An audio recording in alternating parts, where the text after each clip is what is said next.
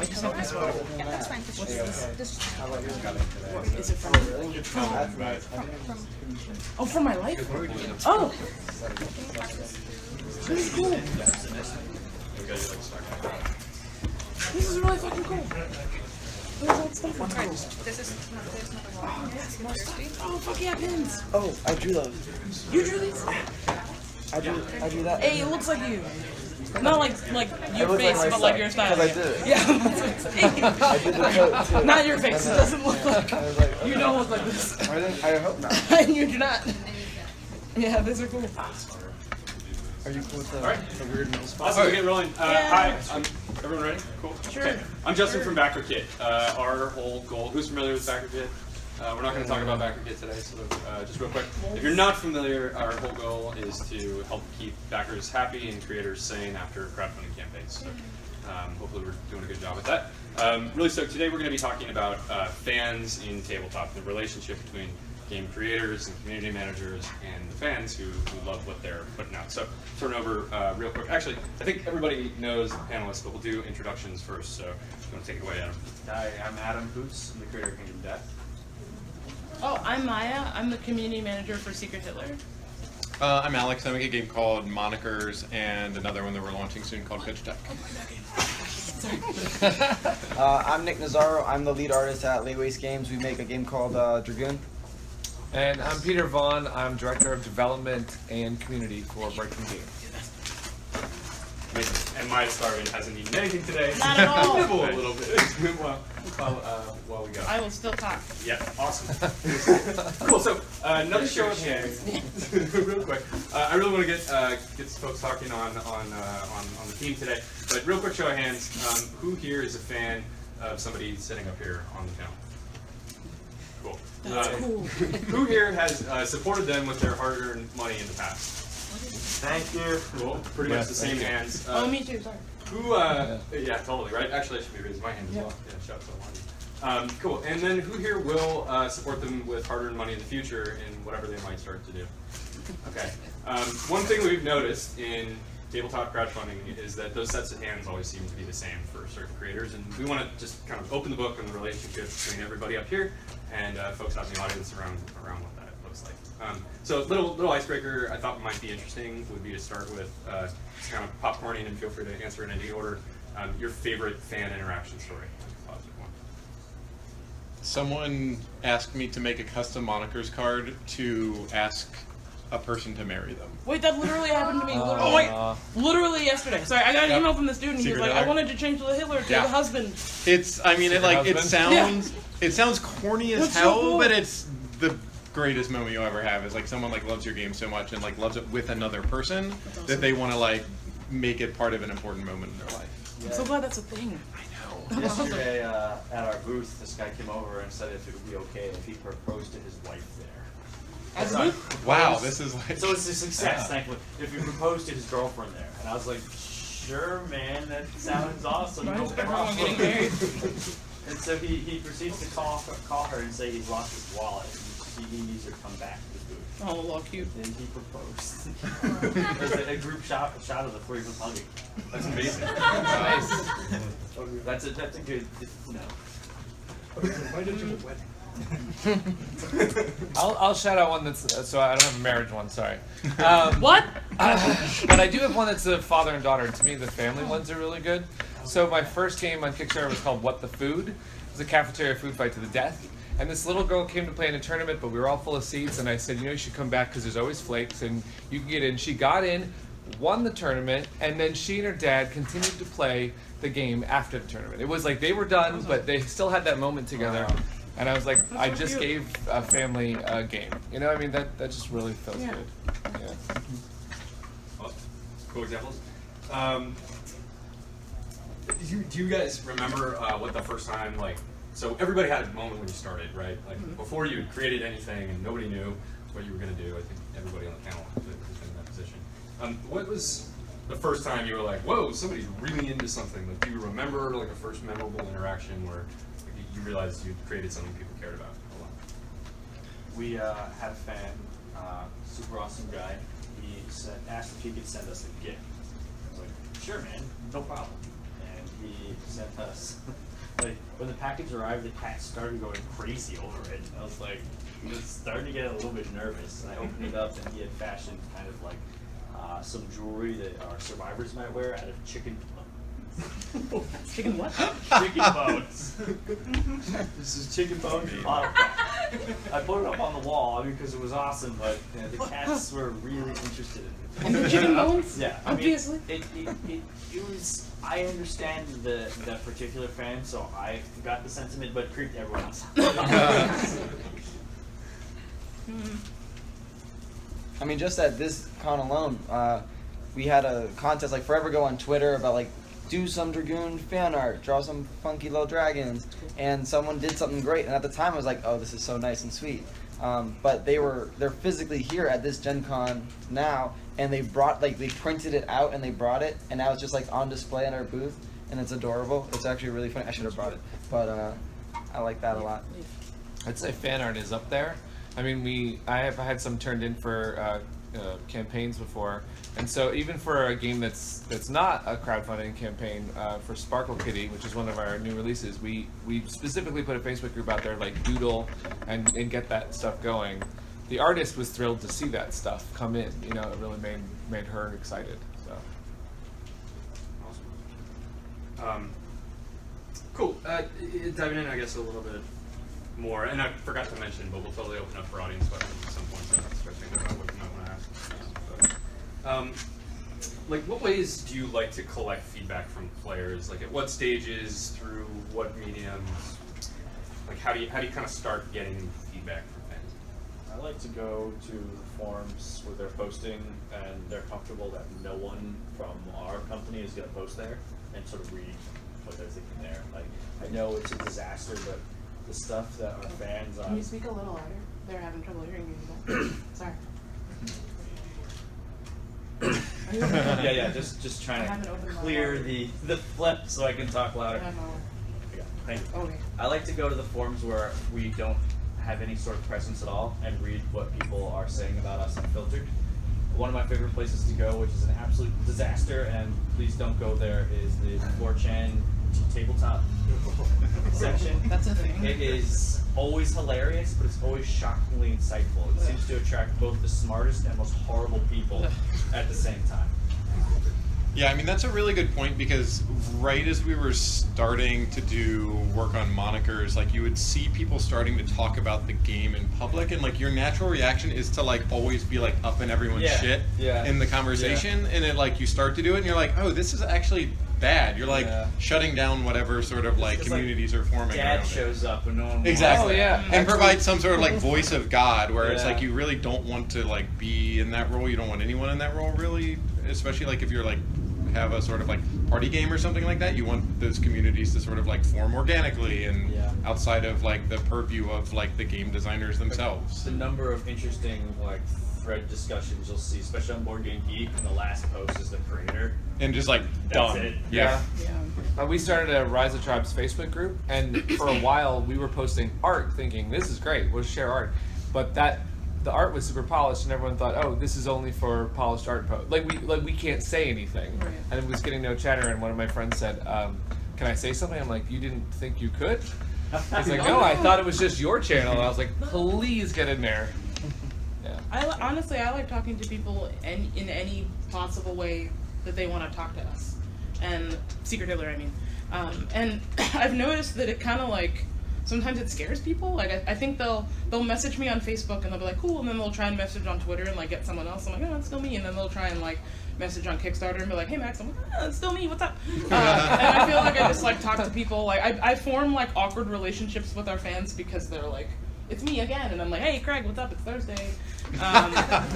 So like I just really like communicating in a lot of different ways. I recently joined a Discord server that is for a bunch of people who play Secret Hitler on Tabletop Simulator, and it's pretty fun. I don't think they know that I work for Secret Hitler, but it's very fun to like see the stuff they're talking about. I'm like, ooh, that's cool. Like, and so we have a lot of like, I just have a lot of like banter with fans, which I think is like the most fun. Like being able to come to their element and like hang out is like very, very like fun and like, what's the word? Like, I don't know, beneficial to both of us. Yeah, like it just feels nice to do that. Yeah, yeah. Thank you. Good work. Yeah. So, what about like mega fans? So these are the like your biggest, probably like all the folks in this room. Like in the you're talking about engaging my for everybody else at the table. Sort of like what are the preferred avenues? I mean, cons obviously. Right? Like, came by earlier, and Adam, it's hard to get a second with you. You just like focus on that entirely. It's great though. Like, sort of how do you find and engage with mega fans as like a separate thing? I mean, I feel like there's mega fans, and then there's also the like we allow ourselves to have one sort of super mega fan, and we are on a first name basis with him. We have each other's phone numbers. He's a great guy, but he can be very needy. He's a mega collector, and he wants everything we've done, but he doesn't keep track of his own collection. There's constantly asking us for spreadsheets to tell us to tell him what he doesn't have. And Joe, who's been working with us for a very long time, he's just like, we have to stop doing this, Adam. This is ridiculous. I'm like, no, we will always keep him. We will do this for just one person. Yes. So it's kind of like especially when I'm dealing with the during the campaigns and the Kickstarter, and you'll get odd requests all the time. And my general rule of thumb is, we will do something once. We will make someone's day in this particular way that's terribly awkward for us once. And then in the future, if it ever comes up again, I say, really sorry, we did this for someone once before, and now longer we don't do this anymore. So at least it's just not a straight no. And that's been a good way to temper the expectations of the mega fans, as you say. They say like, hi, this is really important to me. Can you, trying to think of something unreasonable here that we wouldn't do again. Can I ship you my work desk so you can carve your name into it? We're gonna be like, I'll do this once, and then not again. Very generous. I'm not dealing with your desk. I don't know what you've been up to on it. I don't know how much gum is stuck under there. No, maybe that white boger's under it.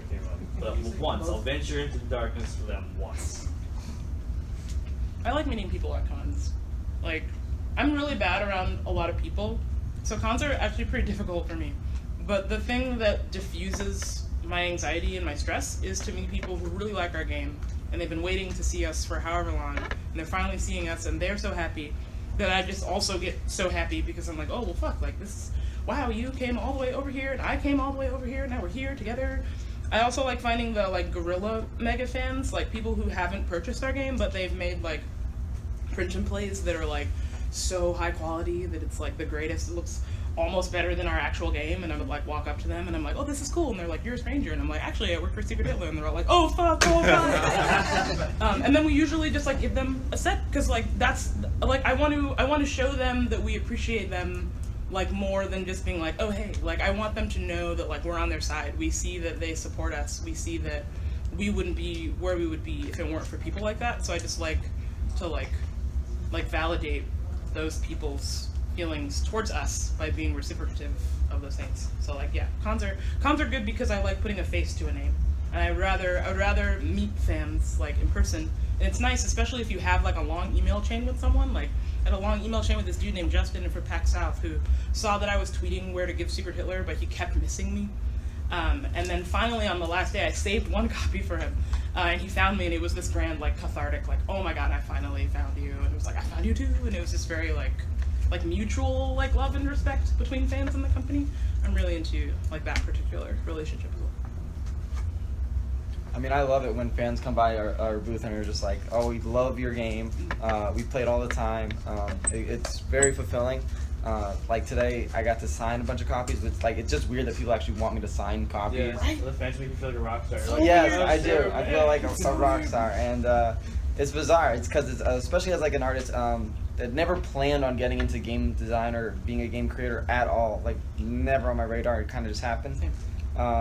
It's especially weird. It's pretty surreal. I enjoy it every time. I always carry gold Sharpies because we got to sign it in gold with our gold edition dragon. Dude, that's legit. That's legit. It looks really good on the cover, gotta say.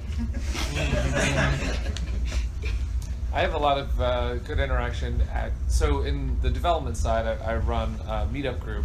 It's called First Play OA, and it was started by a couple of us publishers to be like the early access It's actually the guy who started it. He really just wanted to test his game before it went to print. But the concept I bought into is the idea that there are a lot of people who want that sneak peek, and so a lot of those people will say, "Hey, can I take a copy?" And my first instinct would be, "Oh, we're not done. You can't take a copy." But you know what? Actually, that copy generally, if I make some parameters like yes, you could bring that copy back, but go ahead and borrow it on your ski weekend.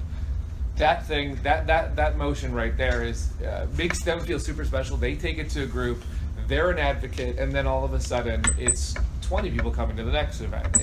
It's definitely something where you have to let go a little inhibition and let them have that access. So I think that's good. Awesome. Cool. Another question. What is for each of you, hopefully, can provide something. The thing that you thought was most going to hit with superfans, like they were going to love this thing, and it just missed entirely. Thoughts on that? Maybe not anything. So mine is very specific. For those of you who are unfamiliar with our game, it's a game about hunting monsters in the darkness and building civilization. And the player characters, they're called survivors, all come on plastic sprues that you can cut out and customize. And I thought that this would lead to just an endless array of all these awesomely posed figures that are utterly gorgeous. People will send us their photos of their painted stuff all the time. But instead, everyone just kind of focused on the monsters and the few characters that were already in a pose. I think that we perhaps made them a little too complicated. The level of skill required to make them look really good was high. And I felt like we had sort of missed the mark with people that in particular I thought would be mega fans on that. It's more of like a technical direction thing. Oh, okay. Thank you. Is it a train station? That is an actual train across the street. Oh, really? Yeah, literally. Wow. Oh, because I was like, those trains are like offices. Those are not really. They're all named after stations across the street. Oh, okay. I was like, I don't know. Okay, cool. That's legit. Any other thoughts on unexpected misses? We're experiencing miss at this con right now. It's great. So for those of you unfamiliar with Dragoon, a big cool thing about our game is that all our components are like solid zinc, so it's like heavy duty metal, and they're coated in actual precious metals. So like our gold pieces are actual 18 karat gold, which is pretty legit. But they're like little small dragons. I probably got some in my pocket. I do. I don't doubt it. I always do. Always do. I have this game. It's awesome, by the way. It's super right now. Oh, thank you. So this is like a little dragon, and we're like, I wonder if mega fans would pay a lot of money, not a ton, but like $50 for a very large version of this. That's 3/4 of a pound. It's big. Yeah, it's very sharp. It's really dangerous. So we're only some people can handle it, but we thought people would be into it. It's actually really expensive to make. And, maybe you want it. Oh, I do. Okay. Well, it turns out not many others do. So that's kind of a miss. But it's all right because it's still badass, and, we'll make a few. I'm definitely going to buy it. We've sold one. Hey. Definitely? Yeah, Yep. definitely. One sale.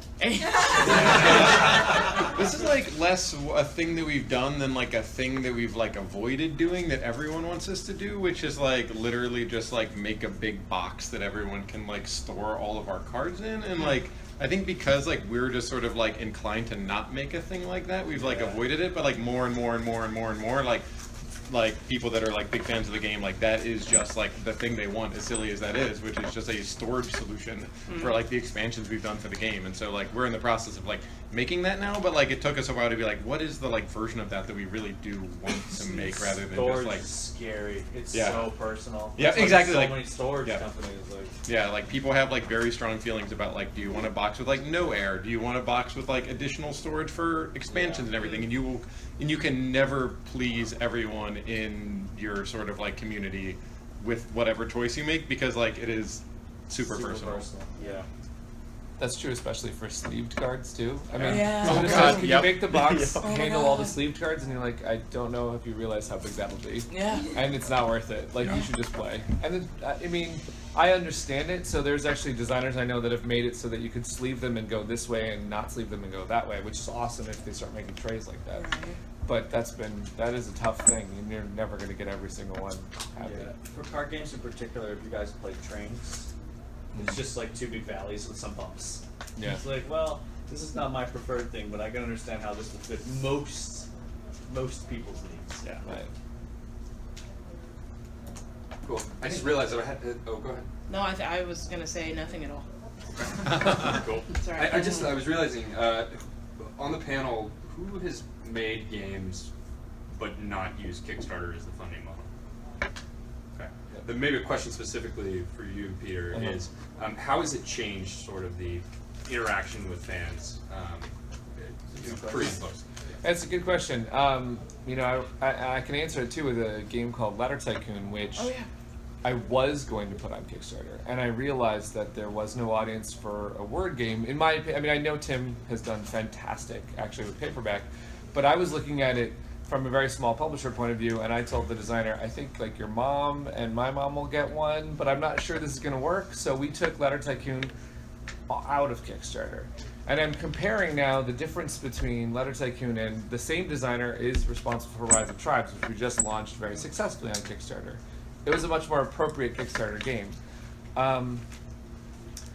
Ladder Tycoon has taken a long time to get to the fans that we already had for Rise of Tribes, which is funny to me. Ladder Tycoon won Mensa. It has a lot of street cred with reviewers. It just isn't known. Like people, if they find it, they're dedicated fans. They are absolutely like, when's the expansion coming? Can I enter the tournament? They're just so golden. But I find that they're really rare out there. So for me, I love the crowdfunding 30-day access to people are watching how to plays and videos all the time. And for someone who's going down the journey of another game, it's difficult. It's hard to find. You have to find another way to interact. You know, you have to find people at different journey points and say, you know, I found you now. Please come over to where we're talking about it, and That's interesting, where I can because tell you everybody more coming about as a it. herd doing the same things. Yes, you have all of them. You have all their emails. You know where they are. A Ladder Tycoon fan comes from buying it off our site to buying it at a store and not knowing who we are to on BGG saying, does anyone know this game? So there's like, I need to put them all into one spot. I've recently come up with the idea of a Ladder Tycoon, like a tycoon club, where I can say, if you care a lot about it, I'm going to give you a place where like we can keep talking and you can talk to other people, because they're all alone right now. They're all separate. Whereas with Kickstarter, it's built in. Kickstarter is built in. You can chime in on that wall, and everyone is there right with you. Yeah. So that's very nice for that. Awesome. Cool. I got a couple more crowdfunding questions, if that's all right. So how do you like? What's your strategy for keeping in touch and sharing about the process from Kickstarter launch through to games that are on people's tables? This is like another whatever decision you make, people will disagree with you. Because some people want a lot of communication and other people want very little communication. And so like we've always been like only send an update when there's like really actionable news about a thing, and like we'll post in the comments if someone asks a question like, hey, where you are on this, and we'll be in it within like an hour saying where we are. But we do not want to like bombard people's email inboxes with updates about being like, no news this week, we're hoping for a vote time next week. And like some people really want that, like they get really upset when you don't do it. And so like, have you have you tried doing that? No. 'Cause I did, and what happened was we went from like 150 comments per update, 75, 25, and then people would miss them. Yep. I was like, and then people were just like archiving them without reading them. complaining, like it's better to just be like, here is the news, bam. Yeah. It's like significant. There's photos, everything you can do, maybe once a month, once every 2 months, even longer if you don't have anything to say. Yeah, and I think it does just come from like the personality of the person who creates the Kickstarter and like what you think your values are with regard to that. And I've seen Kickstarters where a team basically like did do those frequent updates, and it like made sense for them because like that was just like the personality of the team and everything. But like we just really like we try to like value people's time. Like our email inboxes are like very, very full. We don't want to get a lot of communication with people unless like there's something that's happening that we want to know about. And so, but that's like another thing like storage, where it's just like a really personal fit preference that your fans are going to have that are going to be like inevitably really disparate. Yeah, I think when it comes to like actually like channeling a chain of communication with people, we at Secret Hitler prefer to like post in the comments like, hey, send us an email. Just so we're not like combing through every possible comment section on everything to see what different complaint people have and then individually being like, at John, thanks for the complaint, blah, blah, blah, blah, blah. Like, and so we'll just make a post like once a week or so when we see a lot of talk happening and be like, hey, send us an email to this thing, we will get right back to you. And then it's a lot easier for me to just check my email and I see the communication. I'm like, oh, great, cool. I can have like really congruent conversations with people instead of like scattered like half Twitter, half Facebook, half Kickstarter conversations with people. So Kickstarter adding people, please. Yeah. That would be ideal. After. Yeah. It's like the one design feature that I feel like everybody who runs Kickstarter is just like, just let us tag people in comments. It's kind of a moment in time thing. Yeah, it's true. It's like, but still, like, I know what you mean. Or being able to reply, sub-reply to people. Yeah. But that would even help, like, you know, you see in the comments section backers are answering each other's questions. Oh, yeah. That would just link a little bit better. This is during the campaign. My habit was I'd wake up every morning, I'd get down, and I'd read all the comments that I missed. And as I was reading them, I'd have a notepad open, and I'd be answering people, and then I'd post it on Giant Block. Yeah. I don't do that now. The campaign's ended. Yeah. So, that's only during the. As soon as it ended, it was over. Yes. Cool. So related to this, how do you think about or an experience when you had to share potentially disappointing news with backers and kind of how that goes? That's all the time. That's all the time. Okay, cool. Always. This is the nature of a large project. I handle it just by only speaking in pure facts. You can't do anything else. You can't get emotional. You have to be strong completely. You show any weakness, that will give someone an inkling to start picking your words apart. Yeah. And unfortunately, while it's like, you can look at it as annoying to deal with or fun to deal with, what it does is it sours the tone of the comment section. Other people feel like they need to start, supporting you, and then it devolves into an argument about not even what you were talking about at all. So it's just better to be upfront.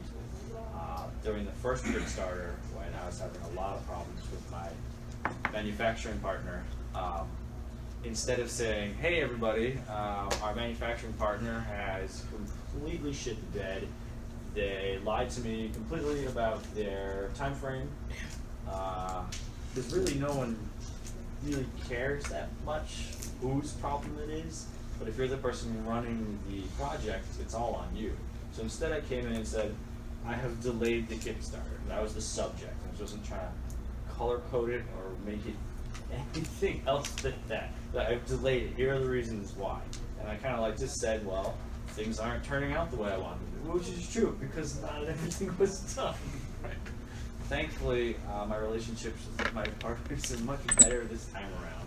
But that's something that, as a creator, you have to face. There's really hard moments where you know exactly what's wrong, and you have to decide how much of that information and how you want to share that with your community. I think it's always better to blame if you yourself or someone is appointed as the face of the campaign. I think it's always better to just own it. Like, it's me. This is a delay because of me. Agree. It's not moving because I've decided it cannot. Otherwise, you get into, well, my project manager said this. And all it does is make it seem like to your fans that this is getting nebulous. It can be like, I think it's like, you would be surprised that, like, at least for me, like, it really is upsetting to hear, like, negative comments about that. Like, it really does, like, some, like, random person complaining that you missed the deadline by, like, a month. Like, it feels really bad. Like, they really, like, I don't know if their goal is to, like, make you feel bad. They have succeeded. Yeah. Like, they really are just like, I'm gonna leave a shitty comment and make them feel bad, and it's like, yep, you made me feel bad. And yeah, so, like, just being, and, like, having a perspective around, like, not letting that go into your, like, updates and, like, still being positive about it and still, like, not putting the blame on anybody and, like, being really, like, sort of, like, sort of, like, progressive in terms of being, like, here's what's going to happen now, and, like, we're delayed by a couple weeks, but, like, things are going along, and, like, we'll update when we have an update, and just sort of at the back of your mind knowing, like, I think it was like maybe Andy Bayo who said this, with just like for every like one person leaving a really like shitty negative comment like that, there are like hundreds or thousands of people just like quietly like rooting for you, and just like knowing that that exists, and like not like needing to constantly like hear reinforcement around that, but just like realizing like there are hundreds or thousands or tens of thousands of people who are just like excited that you're making your thing and are just like, yeah, just like do your thing and we'll get it when we get it, and like generally There's also, sorry, I didn't no, go ahead. I mean, everyone here, I'm assuming, wants to make board games for the most part, and there's something very real to realize about working with the manufacturer in China. It's a different culture. They do business differently. So to them, when they're late or they miss their deadline, it's not the same way that we look at things in the U.S. In the U.S., it's very like a F you, no F you, accountability. In China, it's more of a, the expression is when no one's in the room, the tea goes cold, which is kind of like if you're not actively pursuing something constantly, they're not going to be really paying attention to you. And it's the same with big projects. It's like, yeah, we'll do this in 3 months, but really, they know it's not going to be that long, but it's still what they say. So it's important to know that going in, and that you can temper everyone's expectations instead of just saying verbatim what you're told, because it's exciting, especially when you're going, for the first time. And the weird reality of like you're doing we do like what like I thought were large runs, but they're like 5,000 to 10,000 unit runs, which like relative to like what this sort of like factory is working on is like quite small. And so you're like a small to mid-size, client. And so like you're gonna get treated as a small to mid-size client. So when like a larger like order comes in, like you get knocked back in the queue. And like it's tempting. Like you'll want to get angry at whoever's your project manager over there is, but there's no point. That's just the way that particular culture in manufacturing goes. You need to figure out some other way to deal with your anger. All right, I'm gonna put out 2 more questions, and we'll go to taking questions from everybody else.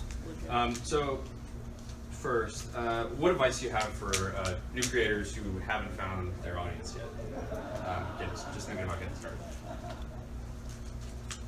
I guess like put yourself out there and keep looking, because like they're out there. It's just like you won't find them immediately, never. They're just gonna be like in little corners somewhere, but like unless you constantly like put your shit on blast, like they'll never find you.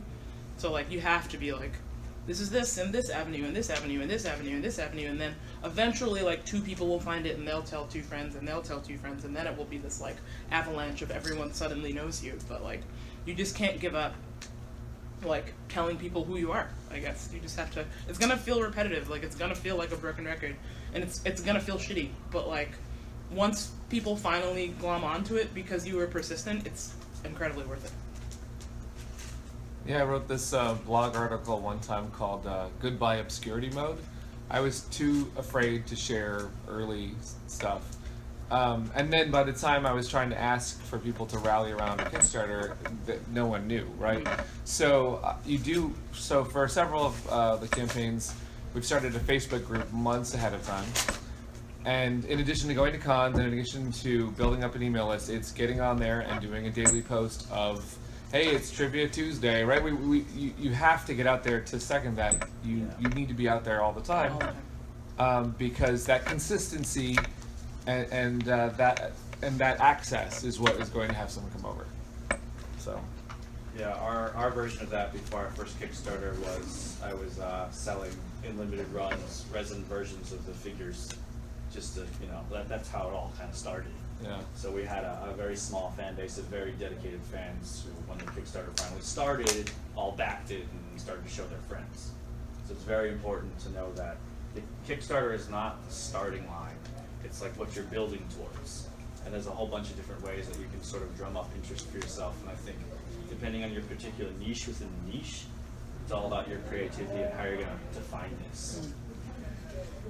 Yeah, there's like it's sort of like this like weird piece of advice from the like startup world, which is just like do things that aren't scalable in the beginning. Like so like the CEO is just like answering like customer service emails and like going the extra mile for people, and like that seems really important early on. Like when you're building a community, is just like every interaction is just like hyper important at that point, because like there's somebody who are like putting their faith in you and are excited about the thing you're making, when like there's nobody else. And so like the way you sort of like think about that relationship like gets formed right then, and those are the people that are going to like be with you for the long haul. Yeah, we used to do stuff like send customers random things in their packages, or make sure that the same customer always got the same collector's number. This is back when it was only 100 orders, and it was just me and my now wife working on it, so it was all manageable. Now you can't. But you know, I was so appreciative of the people who were interested in what we started, and it was almost natural to just treat them like gold.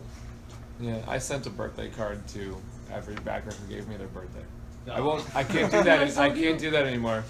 But I did it because I was like, I don't have that many of you, and I need to pay attention to you. I give them a custom card and everything. You know, you got to do that stuff. But also, just like presentation is so important. Just like all the information you're going to be giving people is going to be pretty much visual. Very little of it is going to be solely word of mouth. So just making everything, like just keeping that in mind when you are trying to get your stuff out there and find your audience is very important. Not that like, not having anything to do with like the art of your game, but just, you know, visual encompasses a lot of everything. So keep that in mind too. Nice. Questions for our Oh, my. No, I'm ready. Yeah. Opinions on Kickstarter exclusives. Cool. I'm going to repeat real quick just to make sure everyone can hear. So, looking for opinions on Kickstarter only exclusives. I mean, I think they're pretty cool. Bad experiences. I feel like it's another one of those, like, when you're a smaller community, to treat the people, like a certain amount of people, like the people who first backed you, really, really well. It's something that's like, thank you for following us for 3 years of your life or whatever. And it makes them feel special, but like, I guess like with Secret Hitler, like we had our wooden box, which was like only for Kickstarter. I had sent a lot of emails and people were like, can I get the wooden box? I was like, no. And then we went to Gen Con last year and we had some pickups for Kickstarter people who wanted to just pick them up while we were there, but we also had some extra wooden boxes and they ended up being sold, and it was like the hugest betrayal of trust. Like it was like these people that were like, oh, I have this thing that's special, oh, I could have just waited and bought it at Gen Con the next year, like how dare you? And it was this grand like, and that's obviously not what we were trying to do. Like we literally just had too many and needed to get rid of them in some sort of way, but like they were just like, I felt like I had broken people's hearts to see that. So like I am a fan of Kickstarter exclusives, and I'm also a fan of making sure that it stays that way, because I've seen what happens when you don't like give them the thing. They just get really upset, and it's I think they deserve to get really upset. If you told them it was exclusive and now it's not, like I feel like that's a legitimate complaint. If I can follow on to that, any different experience with Kickstarter exclusives that do change gameplay versus are just cosmetic changes? So like the boxes are Oh yeah, right. versus here's some content nobody else will ever have. I'm personally 100% against mechanical or content exclusives. I know people will do that, but to me, if I find a game and I'm super excited about it and I didn't get the Kickstarter, but I can't play some faction or use some power, I feel awful. So for Rise of Tribes, we knew that going in, and we also we wanted to make sure anything we did was an exclusive of the cosmetic variety, and so we actually felt like we're gonna try something. We tried a first print run exclusive. We did 3 tiles that, you know, they're not in regular play. They're just bonus tiles. They are cool looking, and we said we'll do it first print run. So we're not even saying that you have to be Kickstarter. But we will then, once we've printed it for the first time, those tiles will no longer be around. And some people would come around and say, no exclusives, I'm kind of out.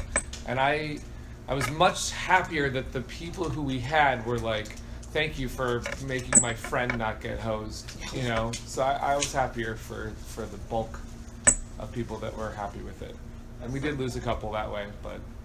Now that the climate of Kickstarter is constantly changing, especially in tabletop games, as different creators launch projects, and everyone gets used to regular things like stretch goals, I think there's some interesting creative room for playing up on the exclusivity. Like, for example, and this is unfortunately not Kickstarter related, we were tempted to make an auctioneer style monster and only sell it on eBay. So the price would always vary.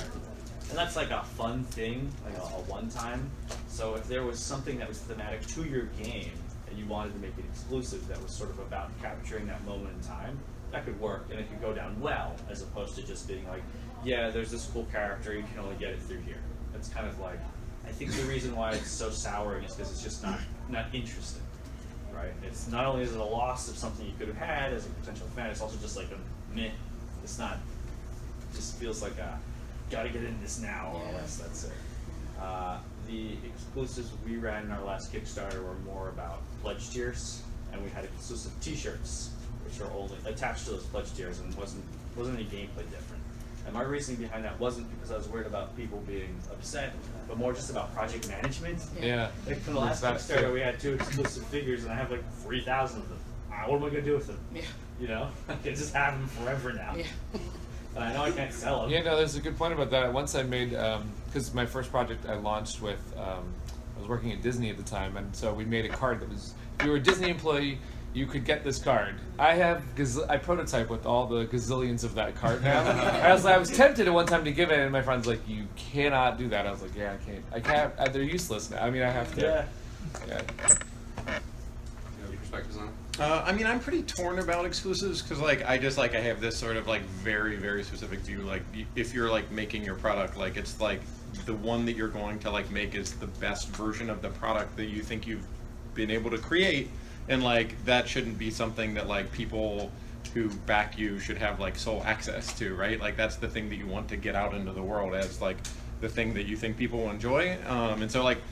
We have started doing a little bit more exclusive stuff because like we had such a great number of backers for the latest expansion that we did with Shut Up and Sit Down, and so like we kind of wanted to do like a fun, goofy add-on to that just to like thank everybody, but it was like just like a little like foil pack of like ways to randomize doing additional rounds for the game, like that's totally sort of like outside and separate from regular cards in the game. And I think like if we did exclusives in the future, it would always be more towards stuff like that that are just like extra, like hovering above the actual game in various ways. Right. And the thing that I think, time limit I think is another way you can play with it. Like it's exclusive for this amount of time, because that does actually make everyone feel special, and then opens it up.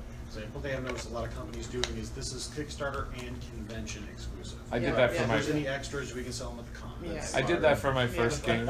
And you've got a way to give. Yeah, because you're like hearing people being like, we're stuck in this weird position where like we wanted it to be exclusive, but there are just 1,000 of them left, and it's like it sucks that they're sitting in a garage somewhere. That seems stupid. Yeah. It's a great way to never let somebody down to their face. I think that's another question. I was a little intrigued. You said the one game that you had, you decided it wasn't for Kickstarter, and you pulled it off of Kickstarter. Is there? Well, it never went, but yeah. Is there a structure you're looking at when you look at a game and say, you know, this is going to work on Kickstarter, or it's not going to work on Kickstarter? Absolutely. So I approached. So we make about 6 to 12 games a year, and Rise of Tribes, which was this summer, it was our first Kickstarter as a company. I've launched some as my smaller company before that. But for us to transition like that, I definitely had to go to my boss, and I looked at the next 12 coming, and I flagged 4 that I thought this would be a good Kickstarter for us. This one wouldn't be for whatever reason. My boss actually looked at it, and she said, well, why not this one? There's huge manufacturing costs. And I said, it does have a lot of cost, but it doesn't have that same kind of appeal that's going to make everyone rally behind it and say, let's lift this up like that. It would do well, but it doesn't have that same. It's much more deserving of let's go to Toy Fair with that and drop it in the right way and go, let's get a PR. I mean, there's certain ways that you look at each game. When you're starting out, you don't necessarily have that, and you're just looking to get the first one on there. However, you do have a choice. If you're making a game that doesn't fit the platform, you may not want to make that one first, or you have to know. I started with a card game because I didn't want to do a big board game and get into tons of things that I wouldn't know how to do. You know, I applaud everyone who's, when you do minis, there's people on this panel who obviously have experience doing parts dipped in gold and huge giant minis and stuff like that. I didn't want to do that at first. So I started with something small and I think you could look at it the same way with, okay, I think this one is a good Kickstarter one and why, and that's what I want to lead with, and then maybe the other one will come when your company's ready to handle a product that goes right to the retail market. what are you looking for in a game that's going to be successful? Actually, can I just repeat that Yeah. real quick? Because I think I see a lot of questioning faces, because people are probably trying to think about this for their games. But what are some variables that you think about that like determine Kickstarter fit? Good question. The elephant in the room is, of course, minis, right? If you have a game that is tactile and has bits, that is a huge reason to go for two reasons. One is the cost of bits, and also the fact that people love to play with bits. If you have something that's just cards, you're going to have, and it's not a party game. See, party games will violate that completely. Of course, laughter and fun and community is another hook.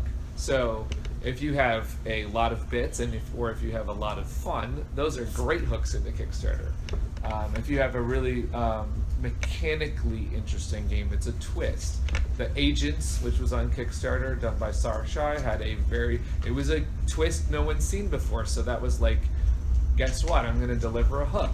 If you're going down a fairly standard plan with an average amount of bits and it's a euro, I mean, even euros do have legs there, but I mean, if you're doing something that feels like, you know, you'll be right against Stronghold or right against somebody who's just releasing it out there, you might have everyone looking at it in the same way that they look at their retail shopping, versus something they can't wait to get, and it looks hot, and it just feels like, I gotta have this now. You know, that other feeling. I don't know if anyone else has any thoughts of what goes. Licenses. Licenses? Yeah, I think like there's some like the epicenter of like a guaranteed great Kickstarter project would be like a bunch of like minifigs with a big licensed property around it with a famous board game designer. But it's like success on Kickstarter can be like 1,000 backers if that's what you want it to be. Like it's like I think like we like Monikers is like never. I guess our latest one that was like in collaboration with like a famous board game review site like had 4,000 backers, but like typically we had between like 1,500 and 2,000 backers. Like it's pretty small. And Still amazing. yeah, exactly. But like I think there are a lot of like projects that are like I think of as like mid-level projects like that have never like exploded or taken off or anything that like have grown an audience over time. And so like if you're able to get those like 1,000 core fans or however you want to think about it, like that is an enormous win. And I think any good game that's like presented well, like you do the right things on the Kickstarter, like even if it's a like really, really subtle euro, like you can get 1,000 backers for a game like that for sure.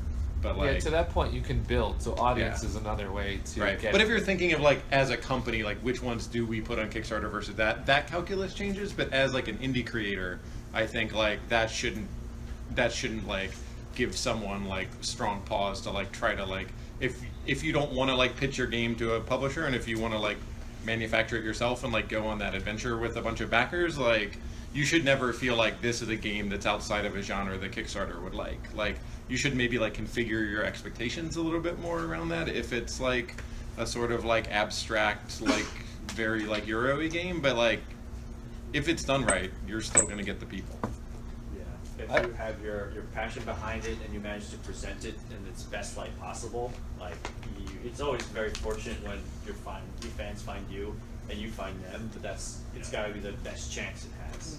So if people are in here like trying to make their passion projects, it's very different than being a more analytical kind of like, well, I have a few different ideas and I want to see which one works.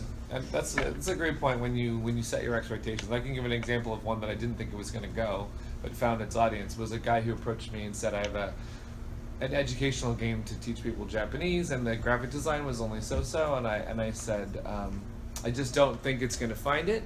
But actually, he had done his work and went to the right communities, and it absolutely did.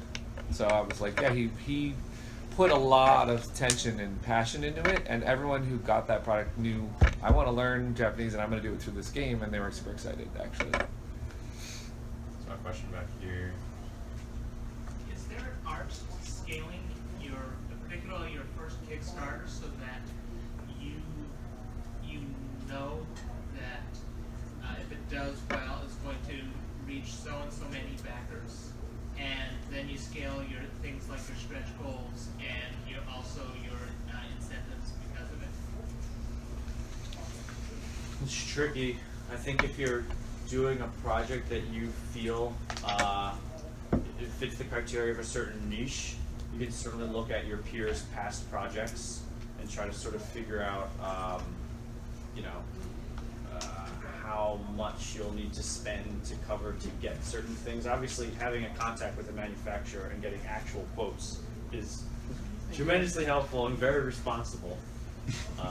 But again, it depends, and because the board game world is made of several small niches, and what goes well for a tabletop mini game can be very different from a pure word game or a game that's about educationally teaching people to speak Japanese through game. It's kind of, I find it exciting when you're kind of on that frontier and you just don't know, but it also makes it very difficult to predict. The very best thing you could do in that case is figure out how much it's going to cost and figure probably 100 people might like this. If I can scale the cost so that I'm covered, if 100 people buy it, it's a great baseline. And that's where I started way back in 2009 with my very first figure. I was like, I could probably, well, it was more like I can afford to buy 100 of these from the caster. So I'm going to price it at $25 each to cover the artists, the sculptor, and the casts and the cost of the little boxes we put it into. And at that time, back then, $25 for a single mini, especially from an indie developer, was unheard. I caught a lot of flack for being too expensive. I tried to defend myself saying, well, actually, this is what it costs, I'm sorry. But I think for projects, especially on Kickstarter, it's wise. I don't think there's anything wrong with saying, this is how much it's going to cost, as opposed to trying to have the typical stretch goal marathon, which everyone does, where it's like, I'm going to put a low goal so we smash through this quickly and have the illusion of growth, versus just being like, yeah, this is, for 100 of these, it's going to cost 5,000, so, $50 each, everybody. So, if there's nothing else, I have another question. There's a new question. I had a question, kind of touched on it a second ago, just with stretch goals.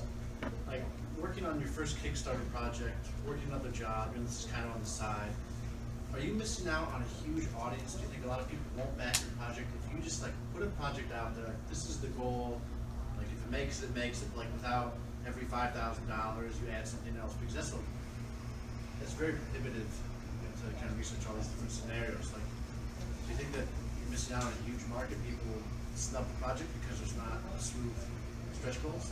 I'll be concise, because I know other people want to talk. We're running out of time. It's just entertainment, right? Kickstarter is very much a marketing and entertainment platform. It's about engaging your community. So if you can figure out, it doesn't matter what way it is to engage your community and keep everyone excited so that they keep growing and extending, I don't think it necessarily matters what the strategy is. Stretch goals are just, I think, the most common one, because it shows instant growth and instant gains for people. It's like, here's a thing, here's a thing, here's a thing. 100%. I think that's totally right. I mean, it's nice to get extra shit, obviously, but I think it really is someone, if someone's going along for the ride with you, what they want is sort of in addition to them being excited about the game, they just are so interested in the project that's happening that they want to sort of see how it develops and evolves. And so you see, I mean, Secret Hitler, I feel did not have a huge number of stretch goals, and the way that that project grew, I remember just being with lots of live streaming and videos, and I feel people saw it that way. And so I think to answer your question, I love game projects that are just this is the fucking thing, this is the thing that we're selling, and this is the thing that you're gonna buy, and we're gonna talk with you about it, how it started, what we're doing, we're gonna live stream it, but there's no sort of you're getting a wood cube at the beginning and at the end you're getting the full game or whatever. I love to sort of see a level of just sort of focus and everything that's this is the thing that we want to put out in the world. But I feel embedded in that question is also it's a lot of work to build those sort of stretch goal things, and I think you have to do an equivalent amount of work, even if you don't have stretch goals, to do the live streaming or to do whatever the journey you're going to take people on. You can pay the next $5,000. We have a game about submarines. I'm going to explode my model submarine in my bathtub. Right. And that's not a stretch goal, but it's still something you have to do and set up and record and have prepared, or even on the fly. But yeah, it's just about keeping everyone engaged in whatever creative way you can that fits the niche of what you're doing. Yeah, we did that through mostly we would live stream games of Secret Hitler on Twitch, and it would just be very rambunctious, and we would have blind games where we wouldn't show the audience who everyone was, and then if they guessed it correctly, we'd send them a game of Secret Hitler. And honestly, I think most of our stretch goals were like not public stretch goals, if that makes sense. Like when we were manufacturing the game, we had an idea to make the placard out of cardboard, and it was going to fold. But then when the Kickstarter ended, we had so much more money that we were like, hey, why don't we make these wooden instead? And like we didn't like let everybody know like, hey, this was going to be cardboard and now it's wood. But like when it came out, everyone was like, is there a difference between the retail version and the Kickstarter version? We were like, no, we made a great looking game for everyone. It's like, surprise, here's this thing we did. And that worked pretty like well, even without having to like put those stretch goals there. Just being able to improve our game for the sake of being able to make it like accessible to everyone was like a stretch goal in itself. Yeah, it's interesting because I think my team would agree with what you guys are saying, but we would not have agreed with it in 2015 when we did our first Kickstarter. Yeah. Mostly because we had no idea what we were doing, like not even close. Our game looks like how it does now because of lots of very successful stretch goals of the 2015 campaign. Right. But we had like, it was not well thought out at all. We were gonna hand make our games. We were expecting to sell 300 copies of our games. Like that's where we set the bar, and we were not planning on it scaling at all. We were gonna, we had all these sorts of places lined up around the country, or like who's gonna screen print our boards, who's gonna make these pieces, who's gonna make those pieces, and we're just gonna hand assemble. We got 1,500 backers, which isn't a huge number, but it's a lot more than what we thought it was gonna be. And so that changed everything, and along the way, just stretch goal after stretch goal ended up happening, and our second campaign was very different because it was like, this is a product, we already made it great, it's not changing. If we get more money, it's not gonna be like, we're gonna change components and all that. We already did that, and it's all nice. Like we weren't even gonna have a box originally. You weren't gonna get the game in a box, you were gonna get the game in a bag, which we thought was really clever and neat, and turns out you need a box, generally speaking. So, yeah. We really didn't know what we were doing in 2015. But it's okay, because we have a better idea now. Yeah. And the second Kickstarter went much better. We had like 3,500 backers. And it was funded in like an hour, it was lit. It was funded like in an hour. But we did have a sort of a phony, extra low stretch goal. It was like, we asked like for $14,000. Yeah, something like that, I think. It was really low. Yeah. But I think that worked to our benefit, which is why we did it. It worked to our benefit the first time, because we priced it out. Like our method of doing it, of getting like 300 copies, like we only need $9,000. And if we asked for a higher amount, I don't think we would have hit it, just because people wouldn't be confident that they were getting the product. So the fact that we hit our goal very early on, it worked for us. It was definitely just a happy accident. Definitely did not know what we were doing in 2015.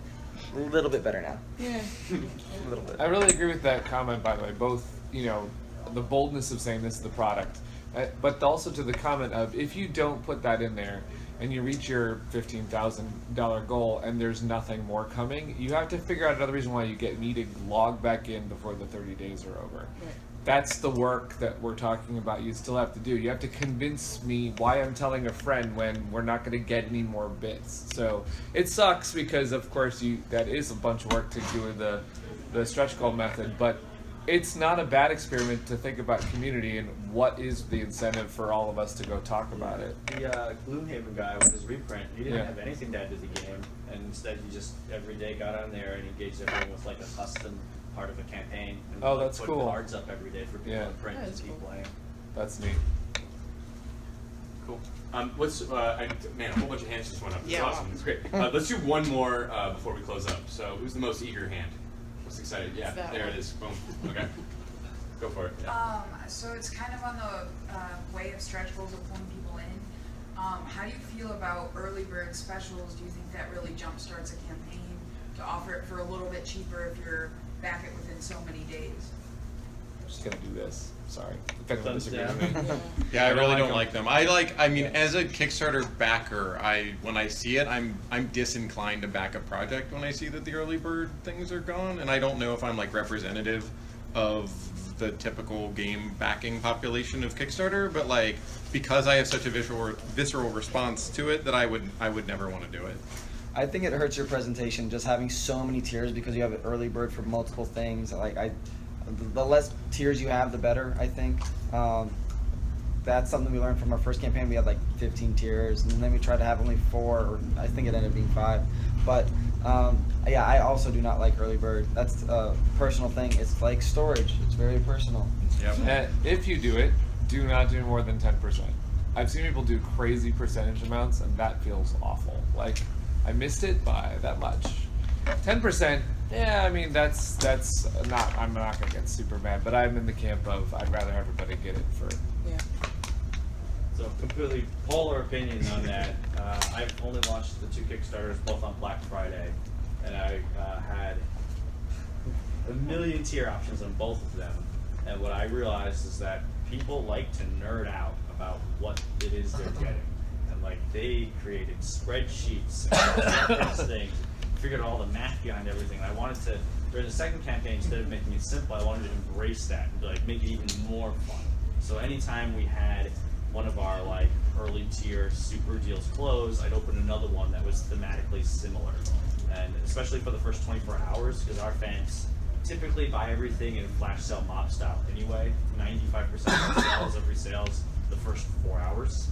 I had to keep opening new things, and people were excited to see it. And then everyone who came in later, shockingly, was very understanding.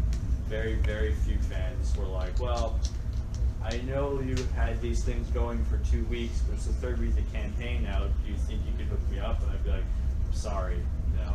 This was a case of hooking up the fans who've been with us for as long as possible, you know. And they'd be like, I understand. It's so lucky. What? We as BackerKit love this strategy, but it creates no more work for us at all. Being sarcastic, so we fix that up. The more variation you have, like the harder it's going to get when you get down to fulfilling, because the promises vary. So the real answer is there's no right answer. Yeah. Sorry. Absolutely. Sorry. Yeah, and I think a lot of it, like, there is no right answer, and like, I mean, that's a great example for like the Kingdom Death model, like works for that because like you've put a lot of work into thinking about how to make those deals interesting. Yeah. And like that's, I mean, I feel like that's part of it, which is just like there are a million different ways to run a Kickstarter, and the ways in which you're successful are not always the same across like genres or anything, and like just like as you're doing it, like doing research into like how other people in the type of games you're making have done it and putting your sort of like identity and spin on that and innovating in it is like, that's like how you're gonna get fans, that's how you're gonna like have a successful Kickstarter. Is just like understanding like all the projects like yours that have come before it and figuring out a way to make yours really unique and interesting. Yeah. Like you could run a Kickstarter campaign that was a 100% exclusive game on Kickstarter only, and really get behind that and have exclusive tier pledges that were all about early access. I mean, this is a weird experiment, and that would probably do okay, and people will be into it. But it's all about, like, again, like you were saying, the creativity that you put into the tools that you have to work with, and how that can respond to your particular niche or project. People will resonate. Thank you. I'm not even gonna try to say. People respond to that much better because it's engaging, right? That's the most important part. Engage people in ways that they feel is interesting and they haven't been engaged before. And it's not easy to come up with, especially on the first campaign. All right. Awesome. Thanks everyone for attending. Thanks for your time.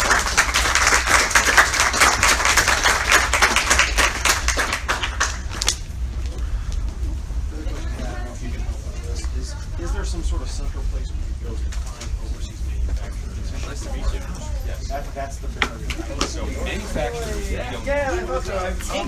I do the Brooklyn Game Lab playtesting thing. I feel like I've seen. In terms of shipping partners, That's the Park Slope. When I walked by and got Yeah, no problem.